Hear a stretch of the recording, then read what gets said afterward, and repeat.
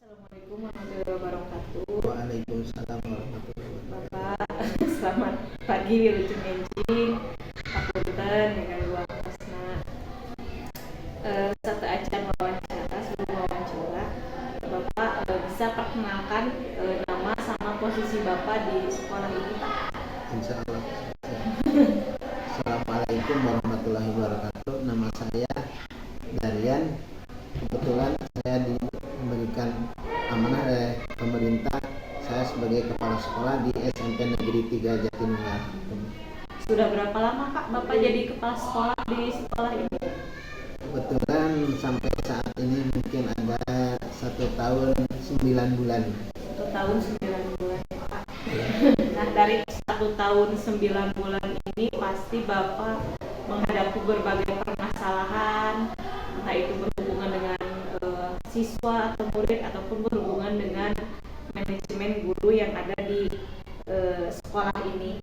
Nah, Bapak pernah sih Pak nggak menghadapi kasus yang misalkan di situ ada dilema etika atau misalkan rujukan moral, seperti misalkan anak yang seharusnya tidak naik malah dinaikkan atau yang lainnya, pernah Pak menghadapi kasus dilema etika?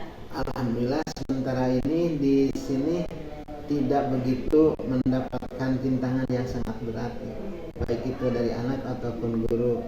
Walaupun situasinya jangkauannya itu sangat jauh sekali di pelosok daerah, namun apa yang diutarakan barusan sampai saat ini terutama dari siswa itu belum, atau mudah-mudahan tidak ada ya hambatan bagi seorang kepala sekolah untuk SMP Negeri 3 Jatinunggal.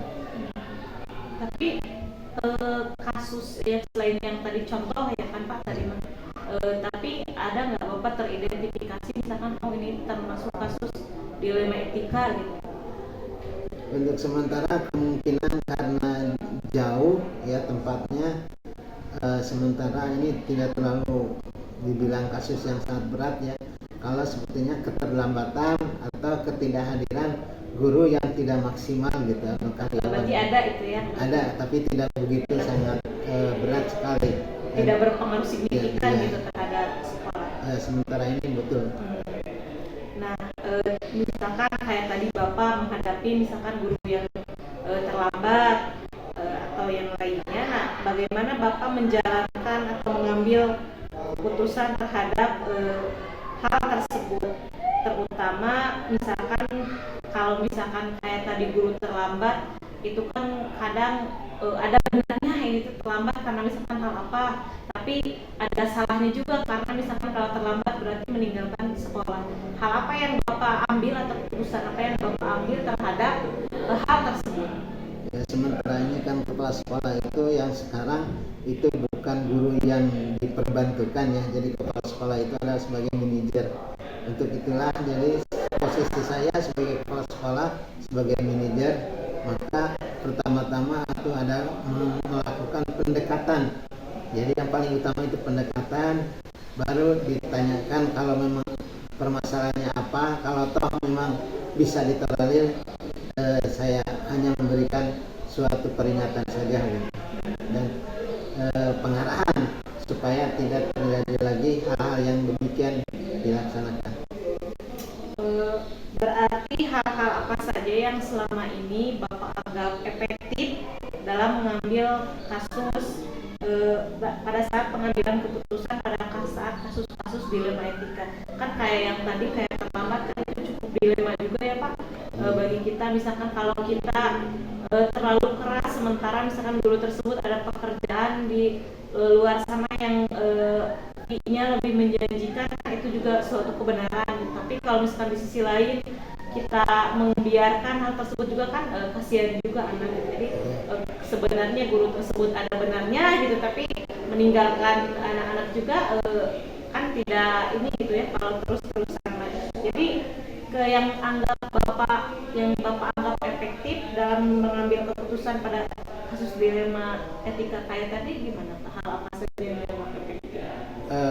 Dari di sini kan banyak juga guru yang punya tanggung jawab yang tinggi, sehingga hal-hal yang sangat rendah itu kalau di rendah bisa ditekal oleh guru-guru yang PNS ya yang cukup bagus sekali dedikasinya untuk meningkatkan, terutama yang paling utama adalah tujuan kita adalah siswa. Jadi supaya siswa itu tetap pembelajaran itu berlangsung, tidak berhubungan dengan fee ya. Kalau toh memang mereka sebenarnya ketidakhadirannya itu karena ada keluarganya yang meninggal ataupun yang sakit, nah itu masih bisa ditolerir gitu. Kalau untuk tantangan dalam mengambil keputusan yang tadi kasus dilema etika seperti itu ada nggak tantangan?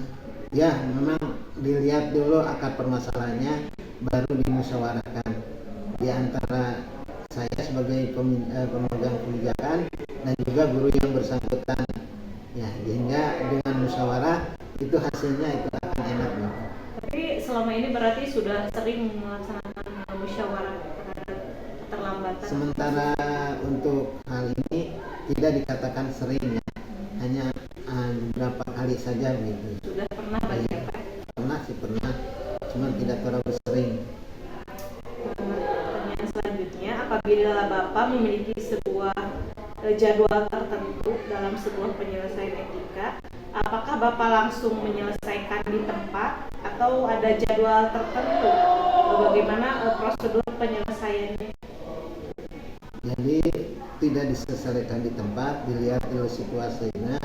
Ya khawatir nanti terganggu ya, dalam hal ini karena berhubungan dengan etika kelihatan oleh siswa atau kelihatan oleh yang lain, sehingga saya menjadwalkannya gitu. Kapan itu saatnya yang tepat buat mengadakan musyawarah dengan guru yang bersangkutan. Jadi tidak di hadapan orang banyak kali ya? Ya betul. Itu karena berhubungan dengan etika juga. Berhubungan dengan etika. Tidak beretika juga ya kalau Ya, menegur di hadapan ya, orang jelas. banyak gitu. Ya.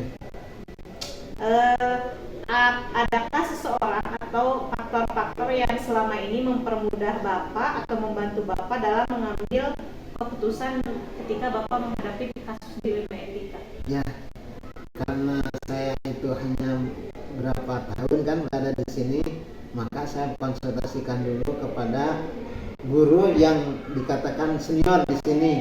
Bagaimananya itu jadi diskusikan dulu dengan guru yang senior yang dituakan di sini.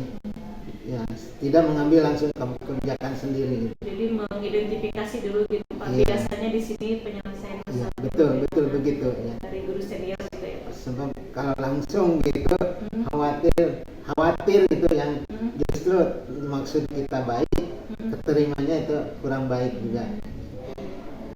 Nah, dari semua yang telah Bapak sampaikan tadi, pembelajaran apa yang bisa Bapak petik dari pengalaman Bapak dalam mengambil keputusan ketika dihadapkan pada kasus yang dilema etika tadi?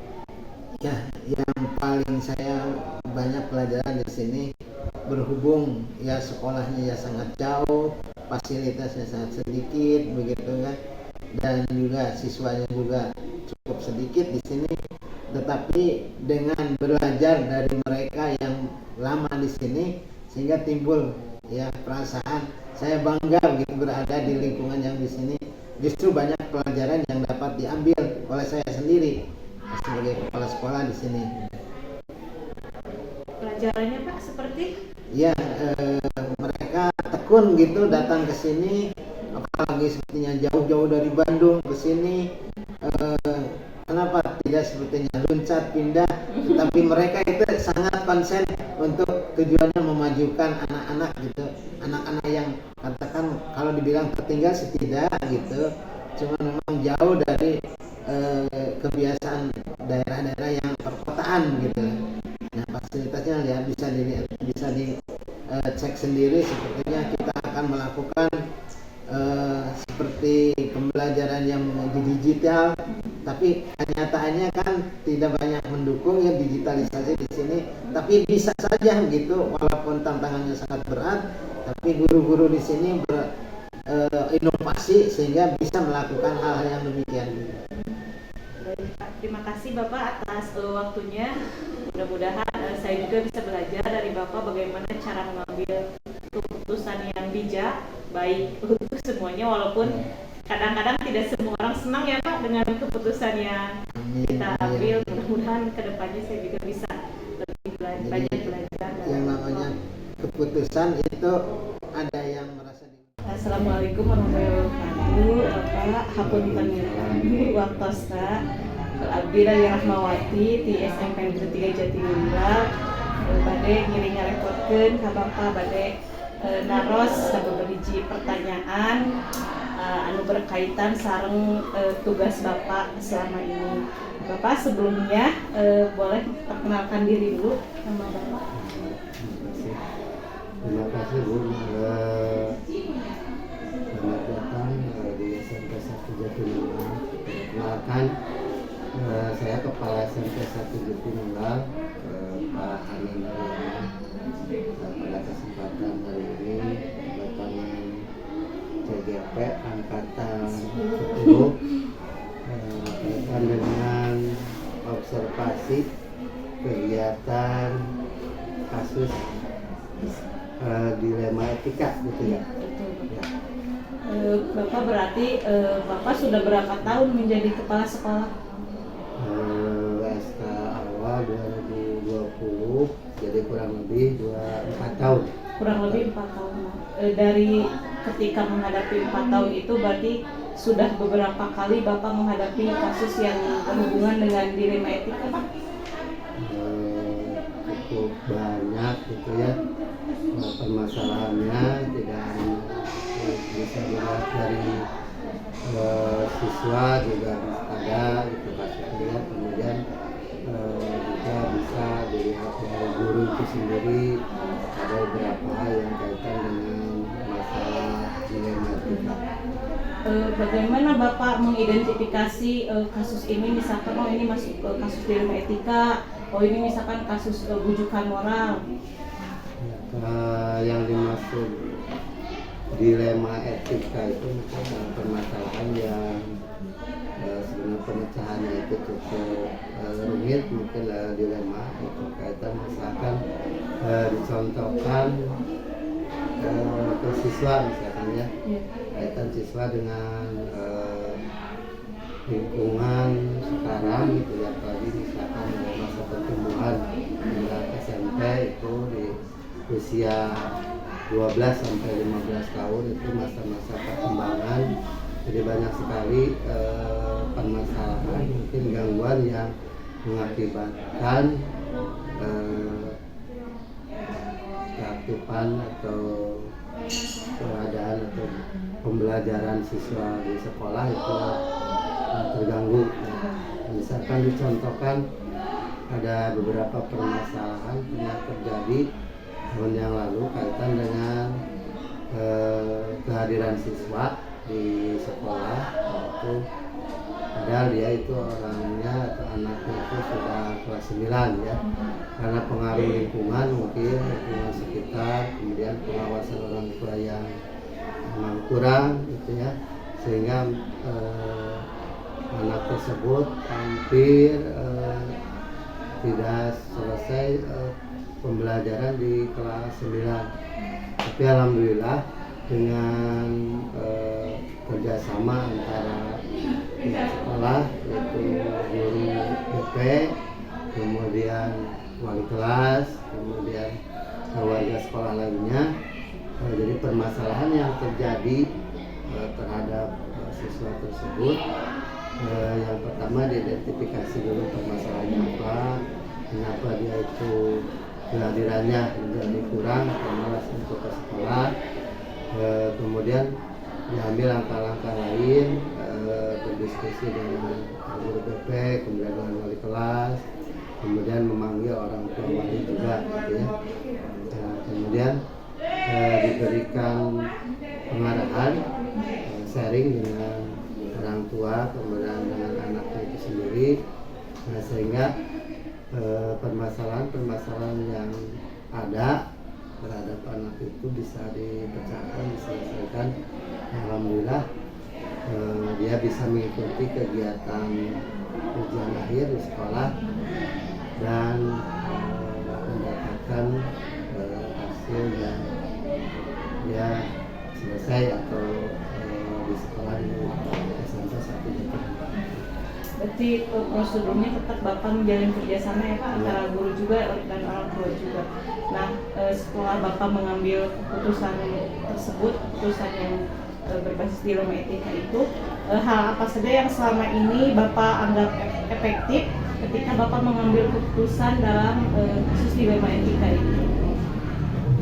Di dalam pengambilan suatu keputusan dimana dengan dilematika, apalagi kaitannya dengan beberapa komponen yang terkait gitu ya. Jadi mengambil keputusannya itu tidak sepihak gitu ya. Contoh tadi misalkan permasalahan anak yang jelas sekolah, itu ada beberapa unsur yang terlibat di dalamnya. Yang pertama mungkin di lingkungan di dalam keluarga itu sendiri, kemudian di lingkungan dia tempat bergaul, kemudian di sekolah. Jadi pemecahan yang dilakukan itu tidak bisa satu pihak, misalkan oleh kepala sekolah ataupun oleh guru BP-nya ataupun oleh wali kelasnya, tapi perlu duduk bersama, dimusyawarahkan antara pihak sekolah, kemudian dengan keluarganya, termasuk dengan anaknya itu sendiri. Nah, dalam menghadapi keputusan dari berbagai kasus yang sudah tadi Bapak sebutkan juga, ada nggak sih Pak tantangan terbesar yang Bapak hadapi dalam menghadapi si kasus dilema etika ini? Apakah Bapak pernah misalkan sudah mengambil keputusan tapi masih ada pihak-pihak yang tidak menerima gitu? Dalam pengambilan suatu keputusan atau kebijakan, pastinya itu ada pro kontra, itu hal yang wajar gitu ya, karena suatu keputusan tidak selalu sempurna gitu ya. Yang namanya keputusan atau kebijakan mungkin bisa ada yang dirugikan, tapi itu kembali lagi untuk meminimalisasi keputusan supaya bisa diterima dengan baik, apalagi oleh pihak yang kena kasus atau permasalahan. Seperti tadi, pemecahan itu tadi adalah duduk bersama, bermusyawarah antara unsur-unsur atau komponen yang terkait di dalamnya. Berarti tetap mengutamakan musyawarah walaupun nanti hasilnya tidak bisa menyenangkan semua orang, begitu ya Pak? Nah, kalau misalkan Bapak dalam menyelesaikan kasus tadi, apakah Bapak ada jadwal tertentu atau misalkan langsung menyelesaikan di tempat saat itu juga? Nah, kalau menyelesaikan suatu permasalahan mungkin kalau jadwal terstruktur tidak ada mungkin ya, karena kan yang namanya masalah mungkin munculnya tiba-tiba ya. Nah, jadi hanya penyelesaiannya mungkin tidak serta-merta langsung begitu kejadian langsung diputuskan. Seperti kalau disampaikan kan permasalahan itu harus identifikasi dulu, latar belakangnya apa gitu ya, permasalahannya apa gitu, apa saja yang terkait di dalamnya. Nah, berarti perlu waktu untuk penyelesaiannya 2-3 hari mungkin bisa diselesaikan dalam jangka waktu tertentu. Apalagi melibatkan unsur di dalamnya itu terlibatkan misalkan dengan orang tua atau dengan instansi terkait lainnya, kan itu perlu mediasinya perlu waktu ya, jadi tidak begitu saja ada masalah langsung diselesaikan. Nah, Bapak kan berarti sudah pernah menyelesaikan banyak kasus itu ya Pak, berbagai kasus dilema etika. Nah, hal-hal apa atau faktor apa saja yang selama ini mempermudah Bapak mengambil keputusan? Jadi udah yakin nih keputusan saya teh benar gitu. Faktor apa aja Pak yang mempengaruhi?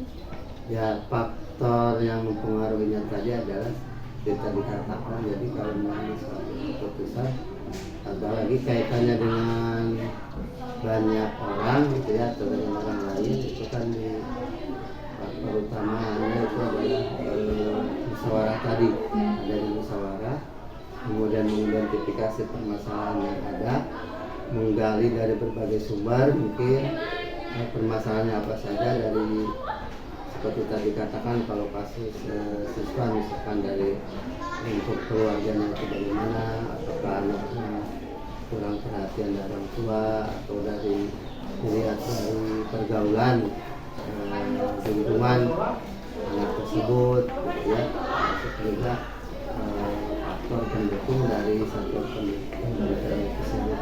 Jadi setelah Bapak melakukan musyawarah terus mengidentifikasi kasus, Bapak kan mendapatkan keyakinan gitu, saya akan mengambil keputusan ini karena sudah dimusyawarahkan dan diidentifikasi juga gitu ya Pak kasusnya. Nah dari semua hal yang Bapak sampaikan, ketika Bapak menjadi pemimpin, ketika Bapak mengambil berbagai keputusan, pelajaran apa sih Pak yang paling Bapak dapat gitu ke Bapak efeknya ketika mengambil berbagai keputusan itu?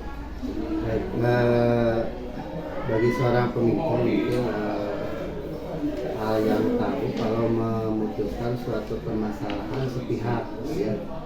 Karena terus terang pribadi saya sendiri memimpin itu kan memimpin organisasi, artinya banyak di dalamnya itu ada berbagai karyawan atau satuan pendidikan yang mungkin latar belakangnya berbeda-beda juga, gitu ya. Atau dalam melihat dari sisi anak juga kan latar belakang anak itu kan berbeda-beda. Jadi pada prinsipnya mengambil suatu keputusan meskipun seorang pimpinan itu tetap harus dimusyawarahkan dulu.